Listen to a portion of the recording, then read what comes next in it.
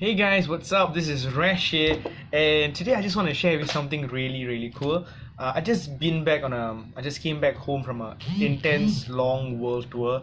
I literally covered 3 continents, 5 countries, I think 9 different cities around the world, teaching on investing. So it's been a whole new level in my professional speaking journey, and I just want to share with you some really interesting tips. So I came back yesterday, and my mother actually asked me this question. She said, "Son, how do you stand in front of these scary, huge white men?" This is what she asked me, and I laughed, but I thought it was such an interesting, cool question because, to be honest, it is actually pretty scary. And let me actually tell you why it's so scary for me. One of my I have many insecurities, and one of my biggest insecurities is that I'm a really short guy.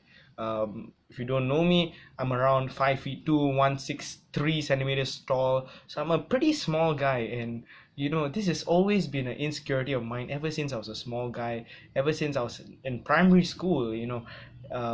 Every time we used to take class photos, everybody would be like, Rashwin, go in front, stand in front, take a photo, you're the shortest in class. And it didn't help me that back then when I was in primary school, my biggest crush, she happened to be the tallest girl in the class. Can you imagine that?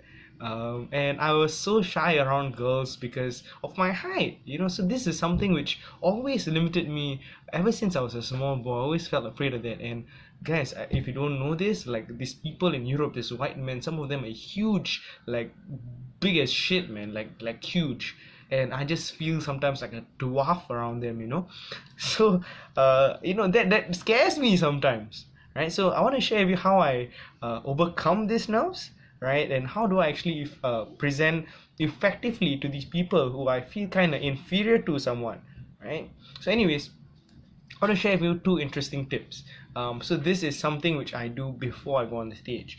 Every professional speaker has an anchor, something they actually use, something they actually touch, an object, for example, part of their body for which they actually touch, which they connect to give them confidence, right? To make them larger than life. And I want to share with you what mine is. So for me, part of the reason why I love the stage, why I love coming on the stage, is because when I get on the stage, I'm bigger than everybody else.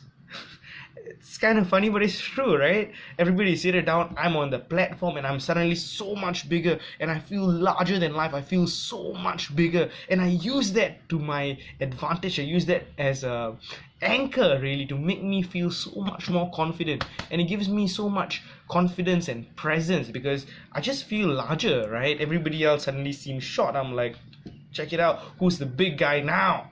So that helps me. It might help you as well, I don't know, but that's number one for me, right? And number two is this. When you're actually doing professional speaking, and especially when you're doing, like, let's say for example, a sales presentation, one of the things which is very important for the guys in the audience to actually buy from you is that they must like you and they must trust you as well. This is absolutely vital. If they don't like you, they don't trust you, they ain't gonna buy from you, right? So and the first and foremost is this: if they don't even like you, they're not gonna trust you. So the question to ask is, how do you make them like you, Rash? How do I get them to actually like me? And very simple. There is one ingredient which is part of every professional speaker's script almost, and that is, you must inject humor. Humor is the fundamental foundation to making a good presentation. Within that first 5 minutes, I have my jokes to make people laugh, and immediately when they laugh, they actually melt. Initially they're all sitting like this with their screwed up grumpy faces, and when the presenter is able to make them laugh, they loosen up. So I have this 1 or 2 killer jokes that I place in front, which gets them to absolutely loosen up and just feel chill. And once you get them laughing. Once the jokes actually work, once they get laughing, once they are looser, it becomes so much more easier for the presenter to present and actually deliver, because they are comfortable and now I'm comfortable as well. So that's basically what you gotta do. You gotta work on that humor lines, and you gotta practice, right? Every country is different. You gotta practice and practice and see how you can actually deliver these lines a little bit better every time you get the chance to be on stage to actually present, right? You can do it in front of a stage or in front of your friends, for example, initially, and that's absolutely how you should do it, right? Because you must get them to like you and trust you. How you get them to like you? By humor, effective humor. So again, to recap, there's two things. The first thing is this: find something which gives you an anchor, which makes you feel larger than life, which makes you feel big and confident.